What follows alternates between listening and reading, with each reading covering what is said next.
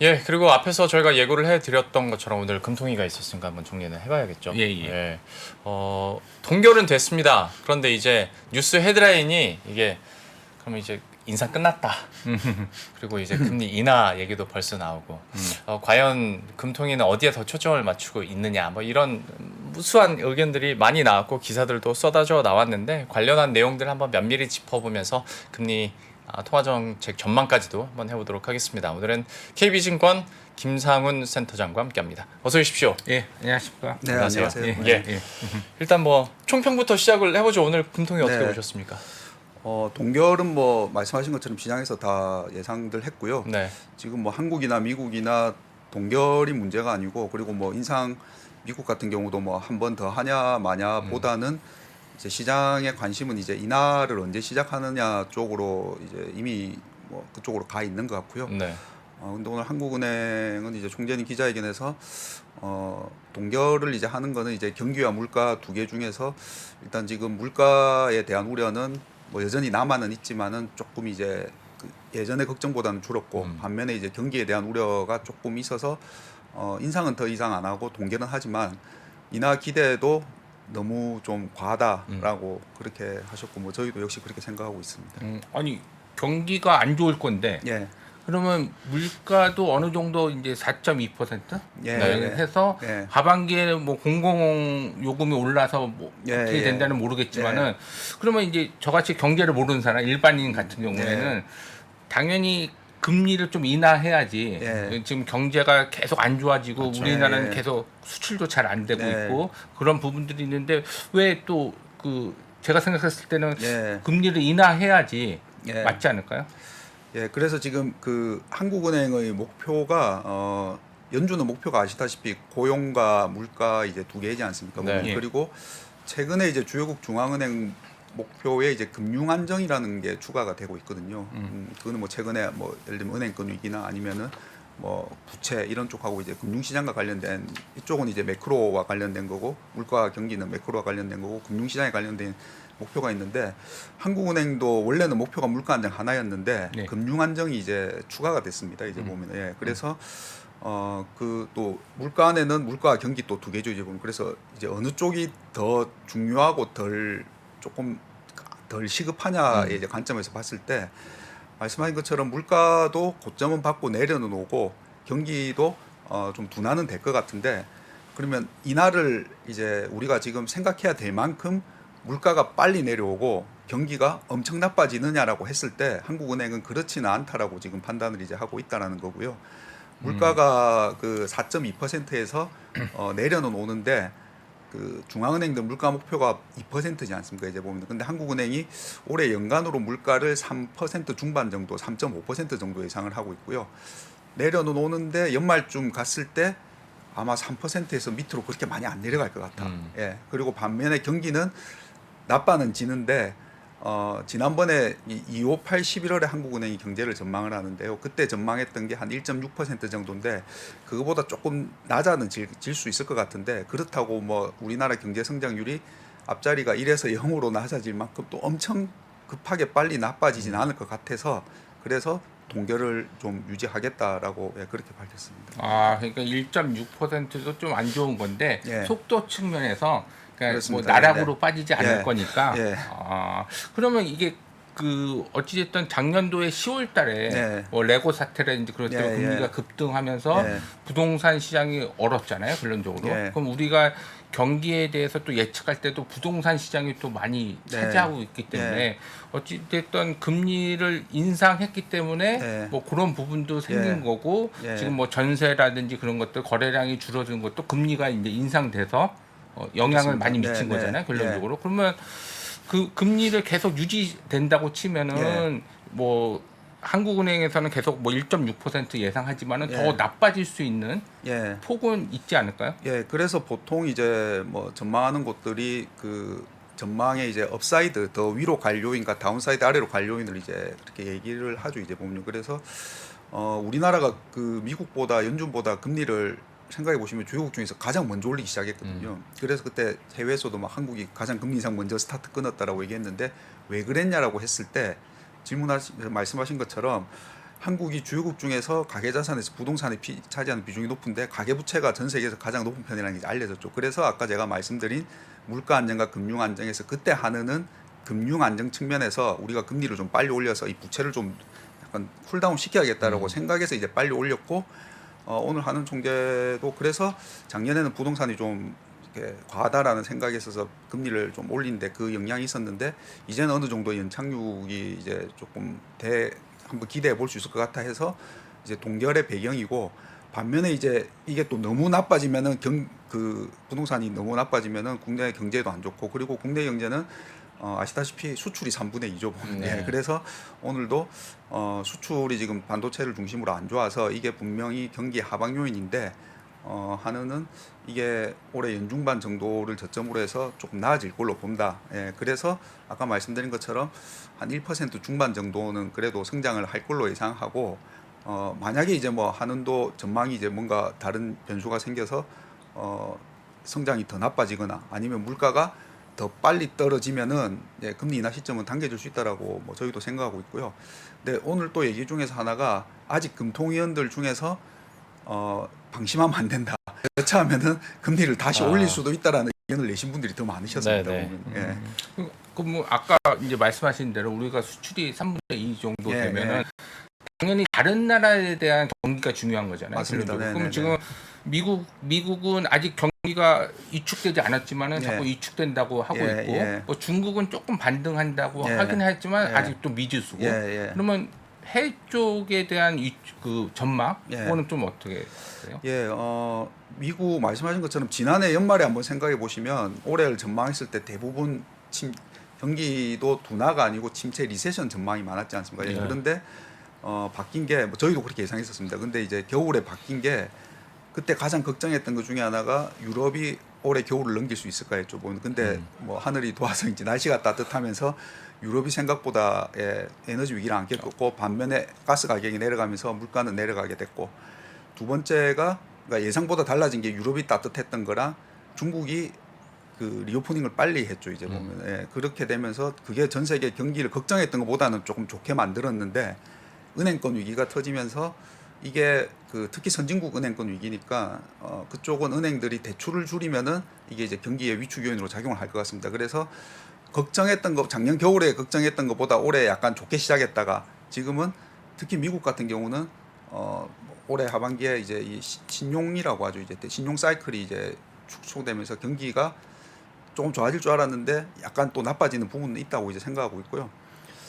그래서 이제 우리나라 같은 입장에서는 근데 중국에 사실 영향을 더 많이 받지 않습니까? 이제 보면 수출에. 예. 그래서 중국이 만약에 조금 뭐 더 좋아지면 우리한테 조금 그 소위 수혜가 있을 수 있을 것 같고 미국이 나빠는 지는데 그때 리세션을 전망했을 때도 왜 하드 리세션 소위 경착륙이냐 연착륙이냐 마일드 리세션인데 네. 뭐 대부분 저희도 그렇고 마일드 리세션 정도를 전망해서 이제 그 전망들을 바탕으로 하면은 성장률이 뭐 한 1% 중반 정도로 이제 앞서 말씀드린 이제 그게 이제 그 시나리오죠. 어떻게 보면 예 그렇게 되는 거고요. 더 나빠지는 거는 이제 여기서 매크로 사이클도 사이클인데 방금 말씀드린 이제 그 크레딧 사이클이라고 해서 결국은 연준이 금리 올릴 때 시장이 긴장하는 거는 역사적으로 보면 끝에 가서 어딘가 약한 고리가 터졌죠. 네. 이미 터졌지 않습니까? 예. 근데 이게 더 확산되면은 아마 저희 부모님에서 전망들을 다 성장에 대한 전망은 낮춰야 되고 예, 그렇게 되면은 말씀드린 것처럼 이제 국내는 더더욱 해외에 그런 영향을 많이 받으니까 그러면 국내 경기 전망도 더 낮추고 뭐 그렇게 되면 이제 또 인하에 대해서 다시 좀 시장에서는 기대가 생길 수 있고 그럴 것 같습니다. 뭐 얘기 나온 김에 딱 일주일 전이었어요. 제이미 다이먼이 연례선 보냈잖아요. 네. 그래서 어떤 은행 리스크랄지 그리고 이게 만약에 여기서 좀 마무리가 된다 하더라도 후폭풍이 계속 이어질 거야라는 내용의 연례선을 네. 보내는데 그럼 이게 실제로 이제 리스크가 점점 두터워져서 이제 시스템 리스크까지 가는 건가까지를 우리가 걱정을 해야 되는 상황인지 예. 센터장님께서는 어떤 뷰 갖고 계세요?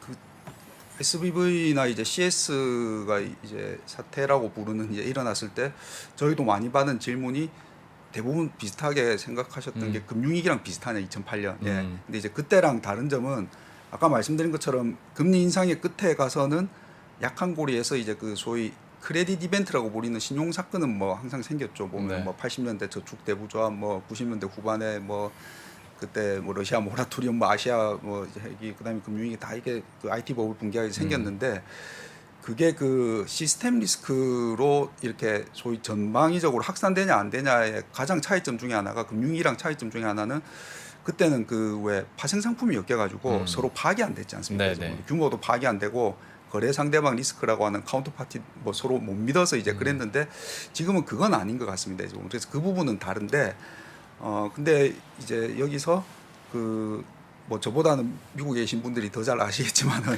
다이먼 회장이나 그분도 이제 미국의 이제 그 중소형 은행들의 위기는 뭐 저희도 그 부분은 완전히 진화는 됐다라고 생각은 하지 않고 있고요. 근데 그게 이제 생겼을 때 그 미시적인 대응, 정부는 이제 거기에 대한 뭐 유동성을 공급하거나 이제 그걸로 이제 막아지면은 이제 그렇게 시스템 리스크로 확산이 안 되고, 근데 이게 이제 뭐 서로 모르거나 뭐 모르는 게 이제 사실 아는 데서는 안 터지지 않습니까? 네. 그리고 그렇게 되면은 이거는 뭐 시스템 리스크 될 것 같은데 아직은 저희는 그 정도는 생각은 하지 않고는 있고요. 그래서 중앙은행들도 지금 약간 보시면 SBV 터지고 나서도 지난 FOMC에서 아니 저 난리가 났는데 연준은 또 금리를 올리네. 그러고 올해도 또 올리냐 마냐 하시잖아요. 보면. 그래서 지금 현재는 과거와 다른 게 그거죠. 그때보다는 어쨌든 물가가 높고 내려는 오는데 이게 절대 레벨이 예전보다 높으니까 중앙은행은 일단 물가에 집중하고, 그리고 지난해 워낙 중앙은행들이 이제 인플레로 몇십 40년 만에 고생을 하니까 일단은 물가에 집중하고, 그런 뭐 은행권이나 그런 일들이 생기면 그거는 이제 그 금융 당국의 정책으로 이제 미시적으로 맡겠다. 현재는 그런 투트랙인 것 같습니다. 그럼 센터장님 말씀하시기를 지금 이제 미국의 금리가 그 우리나라 수출까지도 영향을 미칠 수 있다. 아까 이제 말씀하셨는데 네. 그러면 내일 밤 9시 반에 CPI 발표를 하죠. 그 CPI 발표하는데 지금 이제 컨센서스는 CPI 컨센서스가 아니라 이제 5월 3일 날 FOMC 컨센서스는 맞습니다. 0.25를 올리고 이제 끝난다. 이게 컨센서스인데 센터장님은 어떻게 좀 생각하세요? 네, 저희 뭐 하우스뷰도 같습니다. 보면은 인상은 한 번은 더 할 것 같고 5.25에서 공교롭게 5.25가 또 금융위기 때 상당히 5.25 네, 그렇죠? 거기까지 올리고 이제 멈추고, 미국 역시 마찬가지인 것 같습니다. 미국도 한번 생각해 보시면 아마 1월쯤에 그때 이제 그 인플레도 이제 어느 정도 피크아웃 한 것 같고 이제 그래서 연말에 인하 기대가 막 생겼었죠. 그런데 미국 고용이 막 예상보다 잘 나오면서 아닌가 이러면서 이제 2월에 또 시장, 그래서 1월에는 금융시장이 좋았다가 주가도 오르고 금리도 내리다가 2월에는 다시 아닌가 하면서 다 되돌렸지 않습니까? 보면. 그래서 지금 다시 인하 기대는 생기는 거, 그거는 뭐 시장 속성상 그는 그럴 수 있다고 생각합니다. 연말에 뭐 한 미국은 지금 보면 뭐 한 2차례 정도 인하 기대, 한국도 한 차례 정도 뭐 이상 생겨서 시장은 기대를 가질 수 있죠. 이제 보면. 근데 이번에 연준도 올리고 아마 멘트들은 인하 기대를 차단하는 쪽으로. 우리나라 같이. 가뜩이나 최근 들어서 이제 국제 유가를 신경을 그래서 변수로 안 쓸 수가 없는 건데 80달러도 찍기도 했고 뭐 중국 리오프닝 이거 되면 100달러 얘기도 나오긴 하지 않습니까? 이게 변수로 작용하지 않을까요? 그래서 사실 제일 걱정이 유가입니다. 말씀하신 것처럼. 왜냐하면 70년대 중후반에서 뭐 80년 넘어갈 때 그때 막 스태그플레이션, 인플레이션 이랬는데 여러 가지, 그래서 연준이 그때 금리도 올렸다 내렸다 하고 막 굉장히 시장도 혼란을 겪고 했는데 여러 가지 이유가 있지만 그때 아시다시피 오일 쇼크가 겹쳐버렸지 않습니까? 오일 쇼크가 없었으면은 뭐 역사의 if는 없다고 하지만 없었으면은 스태그 한 번, 그러니까 스태그도 안 왔을 수도 있죠. 이제 보면은 그냥 좀 고생하고 지나갈 수 있는데 여기서 유가가 다시 뭐 80에서 100 이렇게 넘어가 버리면 중앙은행들은 어쩔 수 없이 금리를 또 올려야 되고, 그러면 이제 아까 말씀드린 약한 고리들에서 더 문제가 생길 수 있고, 이제 그러면은 70년대 뭐 그때처럼 안 좋은 상황이 될 수 있어서 유가가 가장 향방이 중요한 것 같고, 근데 다만 중국 리오프닝이 물론 원자재 수요를 자극할 수는 있는데, 근데 중국이 걱정했던 것보다는 빨리 그 락다운을 풀고 리오프닝에서 약간 올라오는데 또 보면은 엄청 막 이렇게 빨리 올라오지는 않는 것 같거든요. 보는데 전 세계 막 예전처럼 원자재를 막 빨아들이면서 그런 거 정도는 아닌 것 같고, 그리고 중국뿐 아니라 다른 쪽 아까 뭐 말씀드린 미국이나 유럽이나 그래도 이런 데서 경기가 막 좋아서 에너지 수요가 있어야 되는데 그렇지는 않아서 저희 뭐 유가가 다시 그 정도는 아니지 않을까 생각합니다. 근데 이게 유가도 조금 문제가 될 수 있지만은 네. 제가 생각했을 때는 작년 6월달 대비 기저 효과가 6월달에 이제 고점하고 내려오는 거잖아요. 긍정적으로 그리고 그때 유가 수준도 있으니까 그러면 기저 효과로 봐서는 계속 그 물가 지표는 예. 좀 내려올 수밖에 없는 거 아닌가? 네, 맞습니다. 그래서 오늘 한국은행도 아까 우리나라 물가가 막 이렇게 우리나라 굉장히 작년에 못 보던 오랫동안 못 보는 숫자를 갖다가 5, 4 이렇게 내려오고 2분기에는 특히 말씀하신 기저효과를 역기저효과를 제일 많이 봤기 때문에 2분기에는 물가가 웬만한 나라들이 다 좀 빨리 내려갈 것 같아서 한은도 한 3% 뭐 한 중반이나 3%대라고 이제 아주까지는 내려올 거는 같은데 그 이후에 이제 하반기에는 반대로 이제 2분기에 좀 빨리 내려왔다가 하반기에 그냥 약간 좀 이렇게 길 것 같아. 이제 내려오는 게 조금 늦을 것 같다. 그래서 연말에 3% 정도 수준일 것 같아. 그 제가 준비한 차트 있는데 한번 보여주시면요. 네. 예, 뭐 금리를 결정하는 게 기준금리 특히 뭐 시장금리 여러 가지가 있고 있을 수 있는데 이제 실질금리라는 개념들 아마 아실 것 같아요. 그 보시면은 지금은 중간에 파란색인 기준금리보다 우리나라 물가가 이제 높죠. 이제 보면 뭐 대부분 나라들 비슷할 겁니다. 그래서 금리를 계속 올리고 물가가 지금 내려오고 있죠. 보면은 근데 우리나라 기준금리가 지금 3.5에서 이제 동결될 것 같고 물가가 아까 말씀드린 것처럼 지금 4.2에서 앞으로 뭐 3%대로 내려와서 2분기에는 이제 기준금리보다 물가가 내려가면은 저 밑에 마이너스인 실질금리가 플러스가 될 것 같습니다. 이제 보면 그래서 더 이상 올리지는 않아도 될 것 같습니다. 보면. 예. 근데 이게 이제 다시 인하로 전환되려면 저 위에서 내려오는 물가가 하반기에 그래도 한국은행이 봤을 때 앞으로 뭐 한 석 달이나 뭐 6개월 안에 하는 목표 2%로 빨리 좀 간다라는 확신이 생겨야지 이제 인하를 좀 한번 얘기를 해볼 수 있을 것 같은데 네. 하는 입장에서는 아직은 그렇지 않다라는 거고 오늘 뭐 총재님도 상반기 그 물가 전망 3%까지는 내려간다. 그거는 조금 이렇게 상대적으로 조금 보이는데 그 뒤는 좀 아직 불확실하다라고. 예. 그럼 한국은 그런데 그럼 예. 미국은 좀 하반기 때 좀 많이 빠지지 않나요? 사실 경로는 조금 비슷할 것 같습니다. 예, 2분기에 많이 빠지는 거는 대부분 나라가 비슷하고요. 예, 그 하반기에도 내려는 가는데 이제 그 각도나 폭에 이제 그 미국 역시 마찬가지일 것 같습니다. 미국도 연준이 인하를 하려면은 그 빨리 물가가 이제 앞자리가 2로 간다는 그게 있어야 되든지 아니면은 뭐라고 해야 될까요? 뭔가 더 안 좋은 큰 일이 터져서 경기가 뭐 더 뭐 이축이 어디서, 된다든지. 예.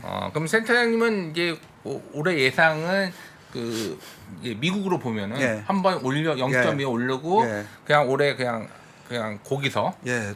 내리지 않고 네네. 간다는 거에 예상을 하시는군요. 예상 그래도. 한국이나 미국이나 그렇게 예상하고 물론 뭐 저희도 내년 초에는 이제 인하로 이제 전환할 수 있다라고 이제 보고 있고요. 인하 가능성을 보고 있고 역시 또 시장 가격은 뭐 예를 들면 내년 1분기에 인하하면은 뭐 올해 뭐 한 3분기나 4분기부터 또 반영을 그렇죠. 네. 하지 않을까 싶은데 지금 그 저렇게 인하를 지금 뭐 예를 들면 우리나라 단기물 금리가 기준금리보다 역전돼서 낮아져 있는데 이게 현실화되려면 글쎄요 뭐 한 여름에서 가을 갈 때쯤 인하를 해야 되거든요. 이제 보면요. 그래서 그런 거는 조금 또 약간 먼저 가서 조금 빨리 먼저 가서 기다리는 게 아닌가라는 좀 그런 생각을 하고 있습니다.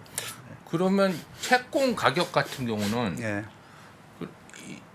여태까지는 조금 이제 인하 기대감은 아니지만은 예. 이제 멈춘다는 거에서 채권 가격은 올랐잖아요. 최근에. 그렇죠. 시장 금리가 내려가면서 낮아지고 예. 그리고 미국도 예. 10년물 국채 금리가 뭐 이제 4% 예. 되다가 이제 3.2, 3.3으로 예. 내려왔고 예. 그랬는데 그러면 하반기 채권 전망은 이렇게 이제 기준금리는 인하하지 않는다. 예. 고르게 플랫한 유지된다 그러면 채권 가격은 좀 어떻게? 채권은 저희가 자산 배분이나 이런 관점에서 지난해 연말에 연간 전망에서부터 채권을 제일 선호로 말씀을 드리고 있습니다. 그래서 주식으로 치면은 가격이 하락할 때, 즉 금리가 오를 때마다 채권은 이제 좀 분할해서 사자라고 말씀드리고 있습니다. 그래서 시장 금리, 기준 금리는 그런데 시장 금리는 뭐 그 기대를 먼저 반영해서 좀 인하 기대가 컸다가 아닌가 하고 다시 또 좀 올랐다가 다시 이제 뭐 조금 지나서 이제 좀 보인다 하면은 이제 다시 저희는 시장금리 방향성 자체는 뭐 연말로 갈수록 낮아진다라고 보고 있기 때문에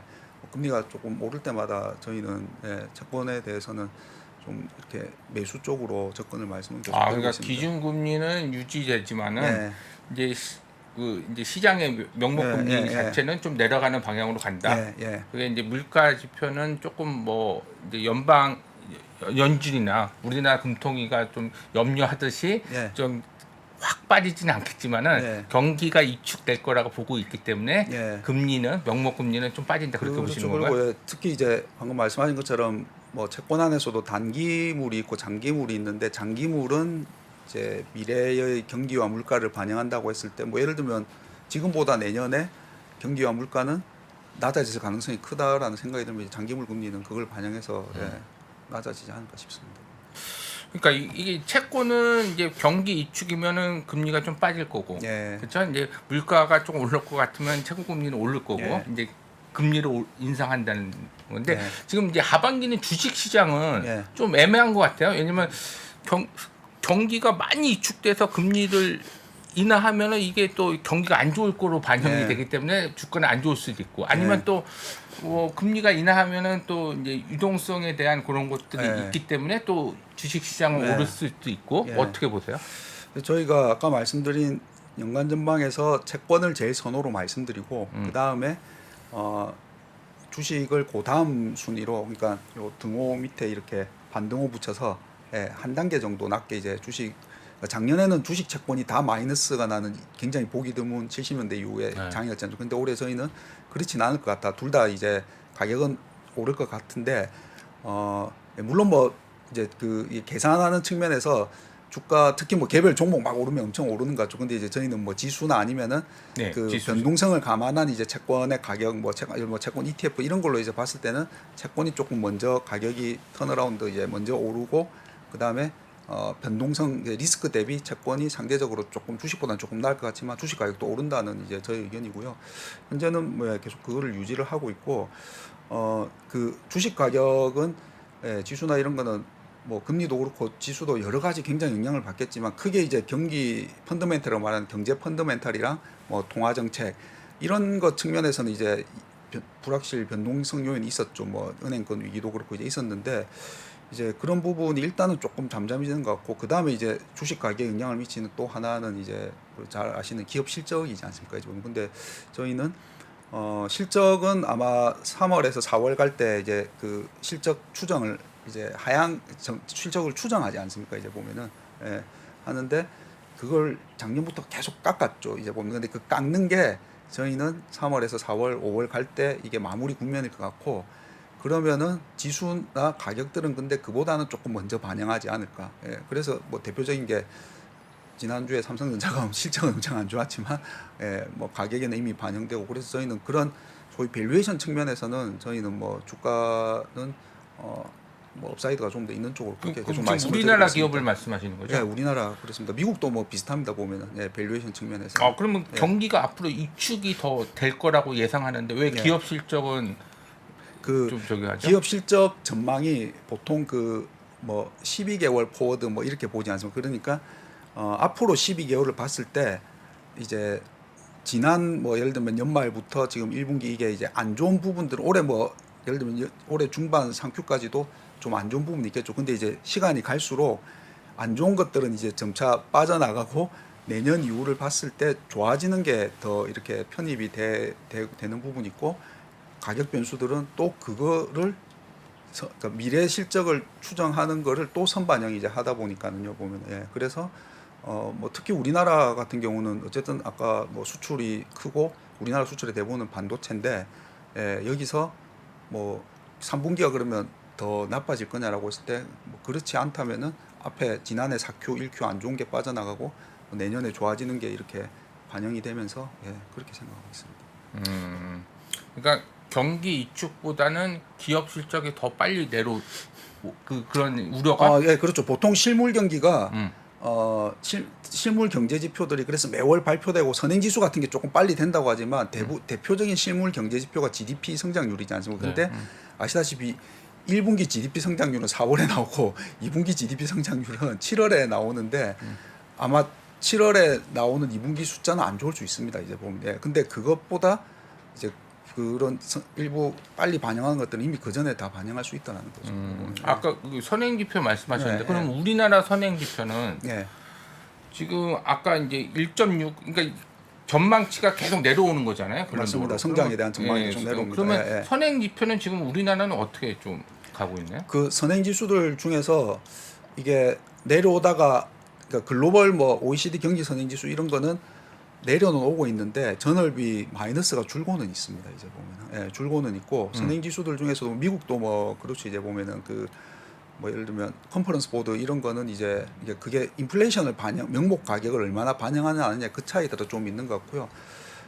그리고 아시다시피 선행 지수들 중에서 대부분이 선행 지수에 주가가 반영이 되어 있다 보니까 주가가 또 좀 그런 걸 또 반영해서 오르면은 선행 지수 떨어지는 거는 낙폭은 줄어들고 선행 지수가 돌기도 하고 이제 그렇습니다. 이제 보면. 그리고 선행 지수 뭐라고 하죠? 경기 지표 중에 해외에서 그런 투자 전략도 있죠. 한국의 수출이 전 세계 경기의 선행이다라고 해서 지금은 그래서 이제 우리 무역 수지가 안 좋고 안 좋게 근데 그거는 지난해부터 스토리고 그래서 우리 금융시장도 안 좋았고 원화도 약했지 않습니까 보면. 근데 그거를 예를 들면 2분기, 3분기에 지금보다 더 나빠질 거냐 아니냐 이제 그 관점에서 좀 봐야 되지 않을까 싶습니다.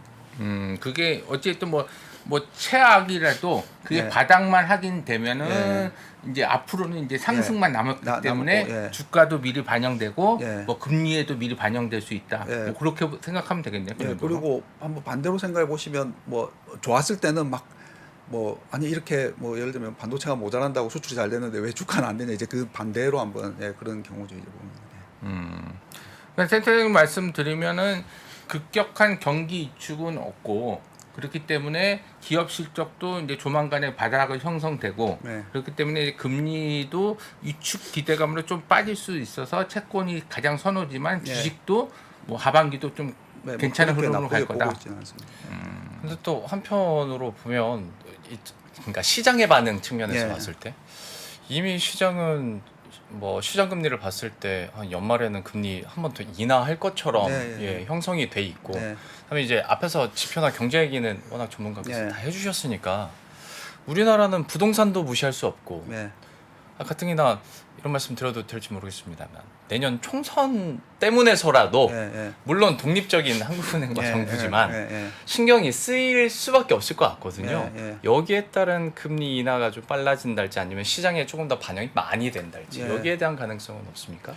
그 이제 조금 다르게 얼마 전까지만 해도 미국은 계속 올리는데 왜 한국은 안 올리냐도 또 이제 있었죠 보면. 네, 예. 그래서 벌어진다고. 벌어진다 한미금리차. 예. 그러면 이제 환율에 또 영향을 미칠 수 있고 하니까요. 그래서 근데 한국이 아까 말씀드린 뭐 먼저 올린 부분도 있는데 한국의 상황이 그 부동산 이런 게 영향이 크기 때문에 이제 여기서 더 올리면은 그쪽에서 이제 문제가 생길 수 있기 그렇겠죠. 때문에 덜 올린 부분도 있고요. 그 다음에 인하 역시 뭐 그러니까 한국은행 총재도 말씀하시는 게 한국의 통화 정책은 미국을 보긴 보는데 한국의 상황에 이제 맡기고 그래서 예, 내년에 뭐 물론 말씀하신 그런 게 있고 그게 근데 예전부터 그런 시장에서는 생각할 수 있습니다. 네. 뭐 선거 있으면 그 전에 이러지 않을까 할 수 있는데 그때 뭐 상황이 만약에 물가가 좀 빨리 안정되고 근데 경기가 안 좋거나 아니면 무슨 다른 큰 신용 사건이 터져서 이거는 다시 이제 그 여러 가지 정책으로 막아야 되는 상황이다. 그러면 이제 빨리 바뀔 거고요. 근데 현재까지의 경기 상황이나 그런 걸로 봤을 때는 뭐 지금 이제 아까 말씀드린 것처럼 뭐 한 6개월 안에 인하 이거는 조금 과한 거 이제 같다라는 거고요.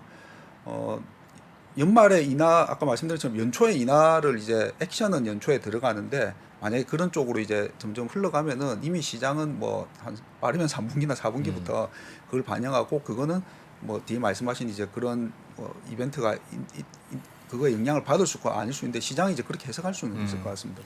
그 우리나라 리스크 관점에서 본다고 예. 치면은 뭐 작년 10월달에 레고 사태 예, 그런 예, 것도 예. 있지만 지금 이제 PF 자체가 예, 예. 만기가 이제 6월달에 뭐 집중돼 있다. 예.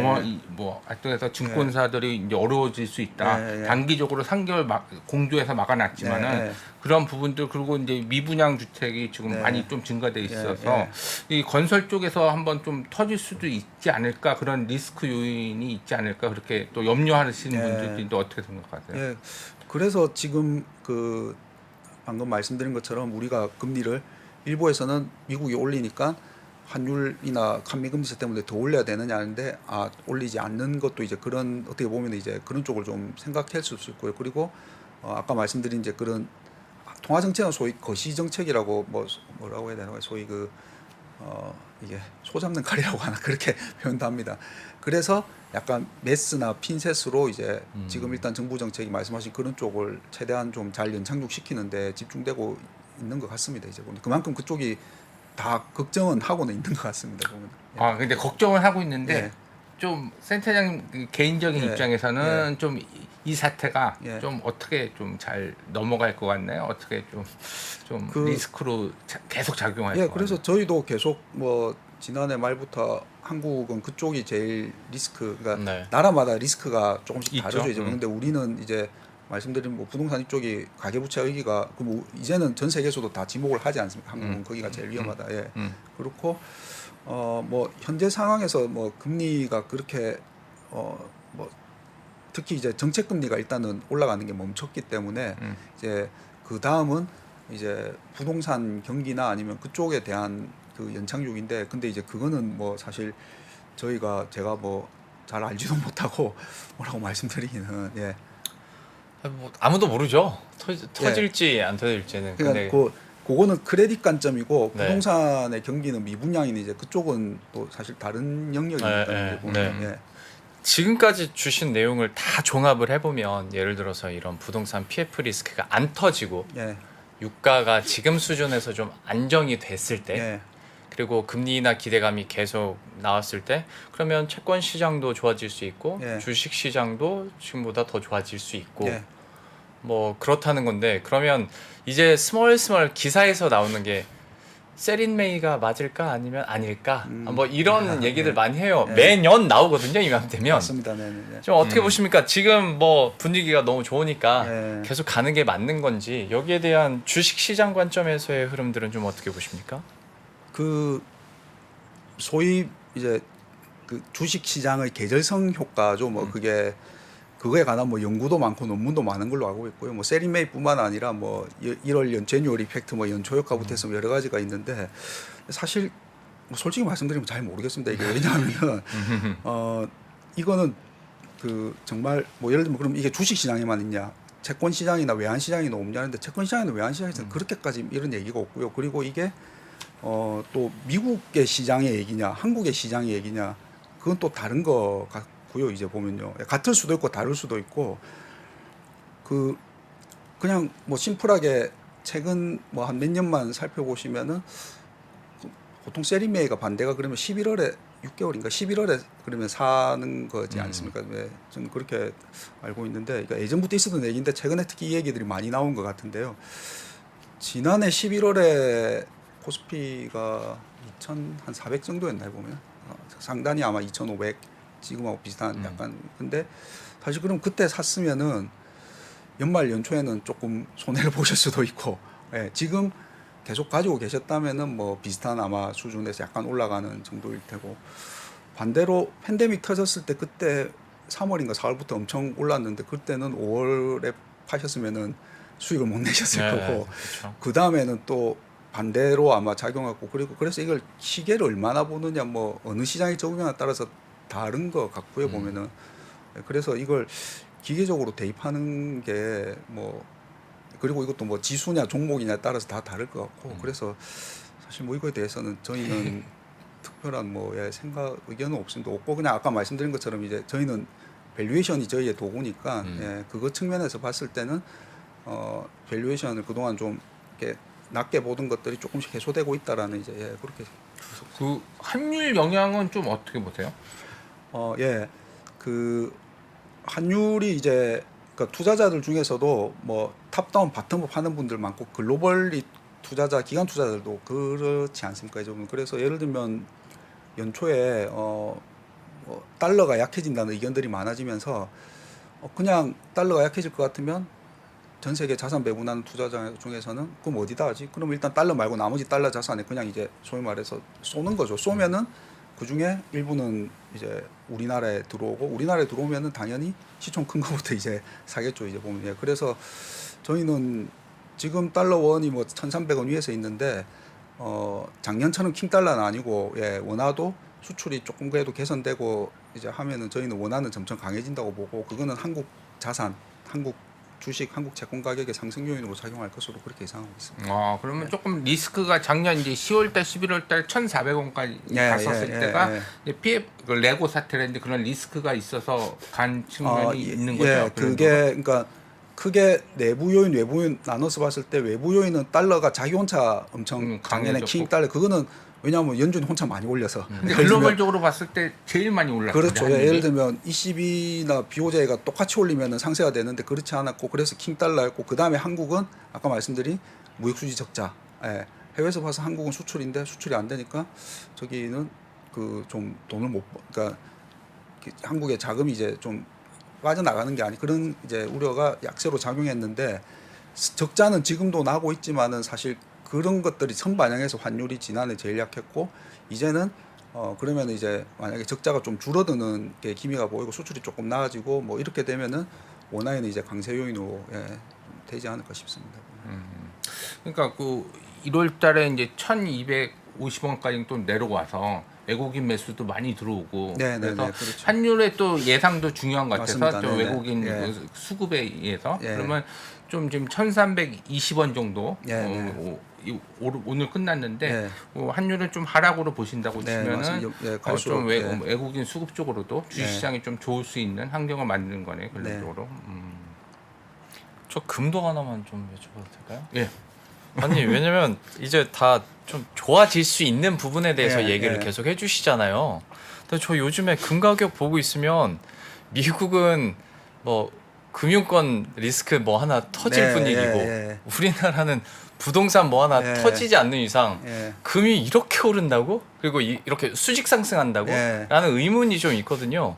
이 시장은 그럼 어떻게 해석해야 됩니까? 예, 지난해 저희가 이제 뭐 연간 전반의 자산 배분 자료에서 저희가 조금 주식, 채권, 그 다음에 대체 원자재를 제일 후순위로 빼고 유가보다는 금이 조금 좋을 것 같습니다라고 말씀드렸는데 저희 예상보다 제일 많이 오른 게 금입니다. 이제 보면 맞아요. 저희가 그때 금을 조금 가격을 업사이드 상승을 말씀드린 이유가 금은 정말 여러 가지 영향받는 자산인 것 같아요. 뭐 금리에도 영향받고 달러에도 영향받고 지정학적 리스크에도 영향받고 이게 같이 받을 때도 있고 어떨 때는 반대로 받을 때도 있고 그러니까 안전 자산이 될 수 있고 위험 자산이 될 수도 있고 그렇죠. 근데 지금은 일단은 아까 말씀드린 이제 그 금리가 이제 올리는 게 어쨌든 끝나가니까 금한테 나쁘지 않고 달러도 좀 약해지니까는 금한테 나쁘지 않고 거기다가 뭐 경기 마일드 리세션인지 하드 리세션인지 모르겠지만 어쨌든 나빠질 수 있다니까 또 그 와중에 은행권 위기까지 터져주니까 금한테 좋은 게 다 겹쳐진 상황인 것 같아서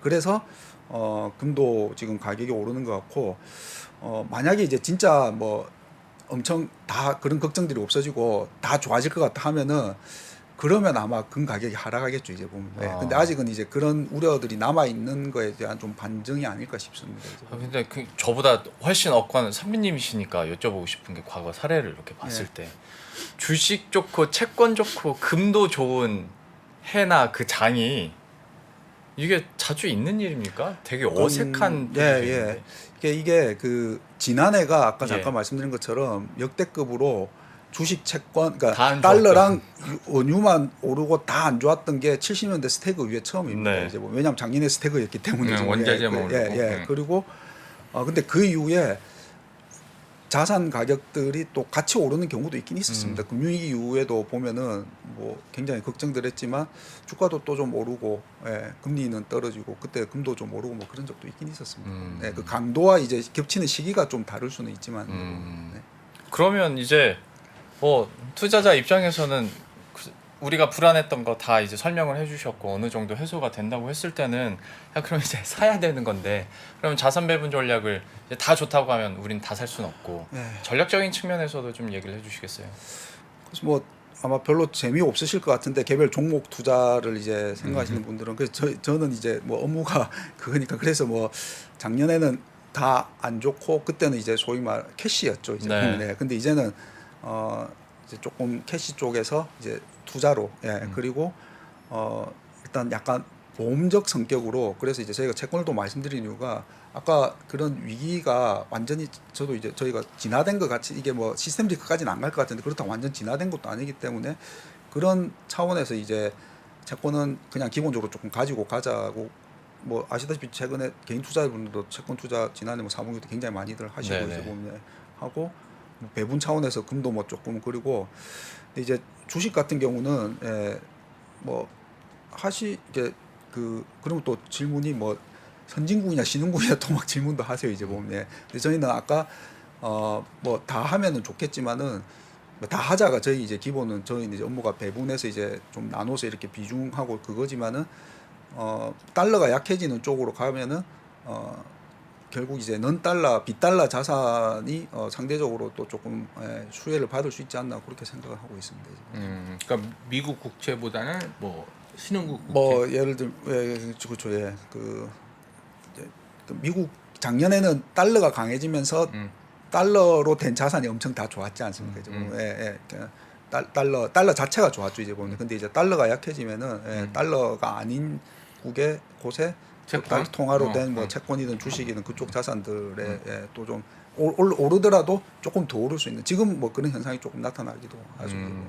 근데 저는 듣다 보면 또 궁금해지는 게 어떤 포트폴리오 내에서 채권을 담는다는 의미는 어느 정도 안전자산에 대한 메리트도 있는 거잖아요. 안정성으로. 근데 물론 이거를 반대 개념으로 볼 수는 없겠습니다만 채권도 변동성이 이제 확 커버려서 그래서 이제 개인 투자자들이 더 관심을 갖고 투자를 하는 걸 수도 있겠습니다만 야 이게 예전 우리가 생각했던 고전적인 채권의 상품과 지금을 똑같이 볼 수 있을까에 대한 물음표도 괜히 생겨서 좀 여기에 대해서는 어떻게 평가하세요?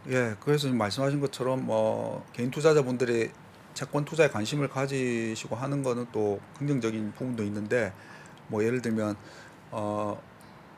이제 만기가 10년물보다는 30년물이 만기가 길수록 금리가 내려가면 반대로 채권 가격이 오르니까는요 가격은 더 많이 오를 수 있다라고 기대를 하실 수는 있는데 주식하고 비슷합니다. 반대 이제 변동성이 큰 주식 이제 소위 고베타 주식이라고 하죠. 그러면은 반대로 예상과 반대로 갔을 때 손실도 크게 납니다. 변동성 자체를 이제 금융시장에서는 리스크로 측정을 하지 않습니까? 보면 그래서 채권도 단기 채권을 일부는 이제 이거는 약간의 캐시와 같은 인컴을 좀 확보되는 그런 거랑 뭐 장기를 같이 가져가셔든지 채권 투자라고 하셔서 너무 막 뭐 20년물, 30년물 이런 것만 하시는 것보다는 그렇게 좀 같이 가져가시는 거를 좀 말씀드립니다.